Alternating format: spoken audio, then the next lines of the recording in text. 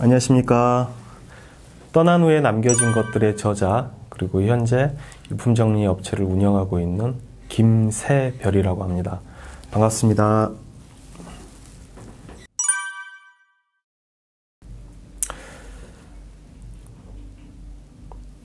진짜 눈물 나더라고요. 이게 이렇게 제가 현장에서 이런 일한 부분들이 드라마로 만들어지고 이런 것들을 제가 이제 보게 되니까 진짜 이게 그때 이재훈 씨가 그랬거든요. 수건 한 장씩 준비하라고. 저는 이렇게 현장에서 일을 하는 사람으로서 감정이 좀 메말랐다고 생각을 했거든요. 전혀 그렇지가 않더라고요. 다시 한번 그런 현장에 있었던 일들을 상기하게 되고 그렇게 눈물이 나더라고요. 그리고 이런 유품정리사라는 특수직업이 드라마에 등장했다는 게 너무 감사해요.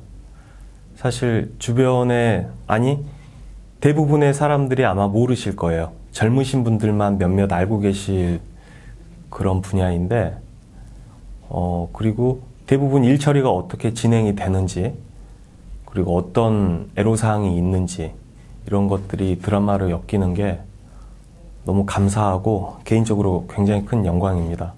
다시 한번 감사합니다.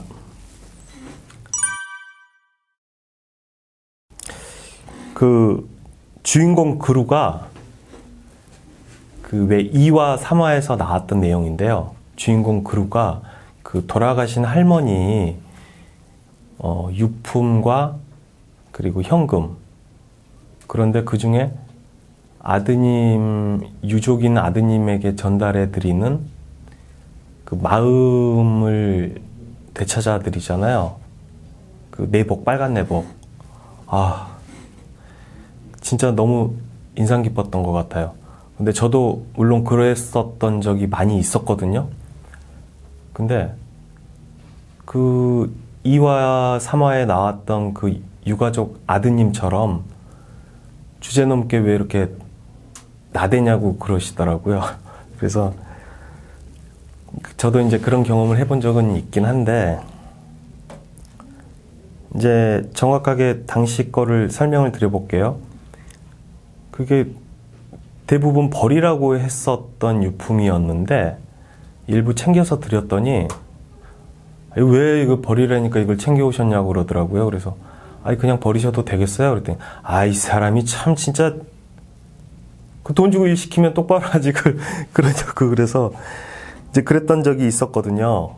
근데 그것도 생각나고 너무 괜찮았던 것 같아요. 그래서 가장 인상 깊었던 장면인 것 같아요. 그게 차이점이 많이 있죠. 아무래도 이제 주인공 그루가 하는 행동들은 대부분 저희가 하지 않고, 그리고 왜 유품 정리를 시작하기 전에 이렇게 얘기를 하시잖아요. 멘트를 날리시잖아요. 오늘 유품 정리를 하러 온 누구누구입니다. 지금부터 마지막 이사를 시작하겠습니다.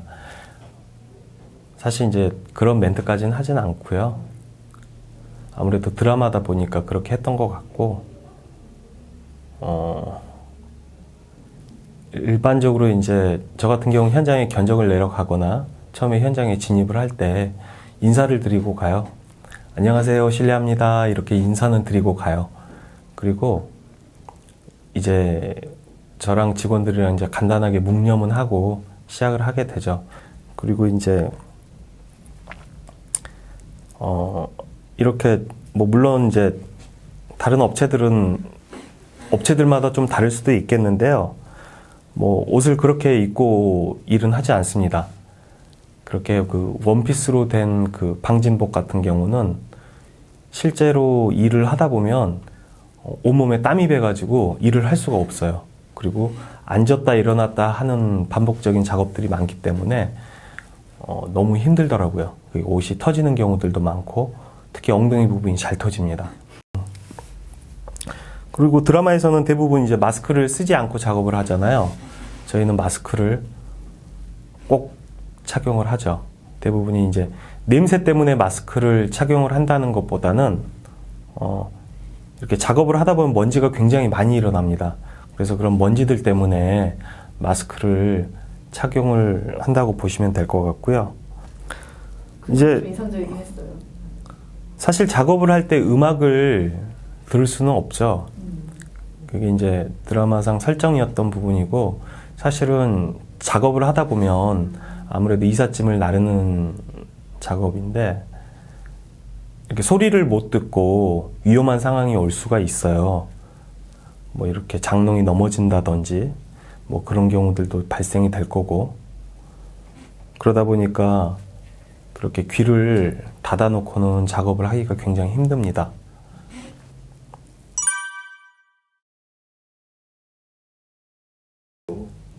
있죠. 차 빼라 그러고 소리 지르고 그런 사람들 굉장히 많습니다. 근데 이렇게 고독사로 돌아가시는 분들이 사시는 곳의 대부분은 환경이 좀 어려운 곳이에요.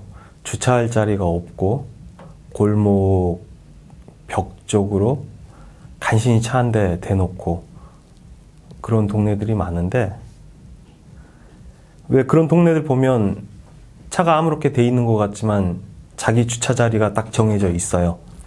이거는 저 집 주차 자리고 저기는 저 집 주차 자리고 임자가 있거든요. 그런데 이제 차를 그런 곳에 대고 이제 저희가 짐을 빼게 되면 난리가 나죠. 차 뺄 데가 없는데 이거 작업을 언제 할 거냐? 빨리 빼라.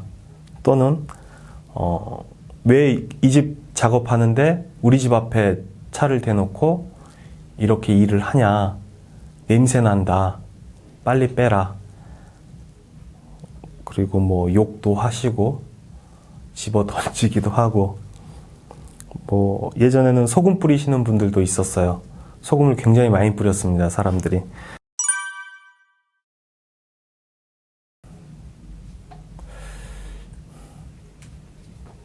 뭐 제 느낌인지는 모르지만 사람들이 작업 현장에 일을 하러 가면 굉장히 많이 부드러워진 것 같아요. 그전에는 짜증내고 화를 내시던 분들도 뭐 그렇게까지 하시는 분들은 없어요. 근데 느낌인 것 같은데요?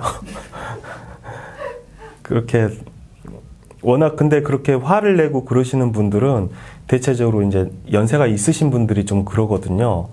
젊으신 분들은 그렇게까지 하지는 않는데, 근데 뭐 아직도 그런 거는 있죠. 왜 우리가 어디서 누가 안타깝게 죽음을 맞이하고 그러면 왜 SNS나 인터넷상으로는 뭐 애도의 물결, 추모의 물결이 일어나서 이렇게 좋은 얘기들도 많이 해주시고 그러시잖아요. 그런데 실제로 그 주변에 옆집에 이렇게 사시는 분들은요, 그러지는 않아요. 굉장히 힘들어하고 무서워하고 왜 하필 우리 아파트에 이런 일이 발생했는지 좀 한탄하시고 좀 푸념하시고 그러시는 편이에요. 그래서 좀 그게 그런 부분도 조금 안타깝긴 한데 뭐 어쩔 수 없다고 생각을 해요. 우리나라는 유독 죽음과 관계된 거라고 하면 굉장히 예민하세요, 사람들이 대부분. 뭐 아파트 쪽에서도 보면 어린아이 데리고 지나가는 이렇게 부모님들도 좀 애 눈을 가리고 이렇게 얼른 뭐 데리고 이렇게 간다거나 그런 경우를 많이 목격을 하거든요. 그러면 죽음이랑 관련된 것들이 굉장히 혐오스럽게, 그리고 약간 좀 재수없게 이렇게들 생각을 하시는 건데, 그래서 사실은 제가 이 책에도 그런 부분을 그러지는 마라, 죽음이 아름답다는 거, 그리고 돌아가신 분들도 다 사연이 있고 그분의 인생이 있다는 거를 알려드리고 싶어서 이 책을 쓰게 된 거고요.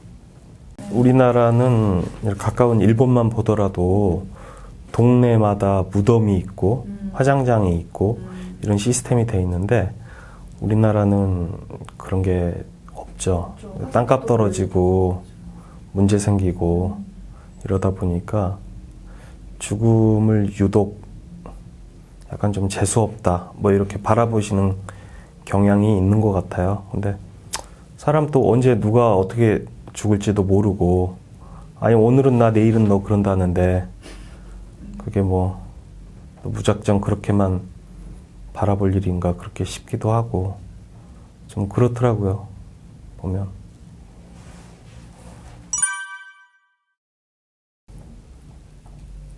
이게 그렇게 유튜브 채널을 운영을 하다 보니까 주변에서 뭐 이런 부분이 너무 안타깝다고 기부를 해주신다는 분들이 종종 있으시더라고요. 그래서 그런 기부금을 받고 무료 청소를 해드리고 있고, 그리고 그런 기부금이 아니더라도 사실은 이제 더 많이 무료 청소를 해드리려고 계획을 하고 있어요.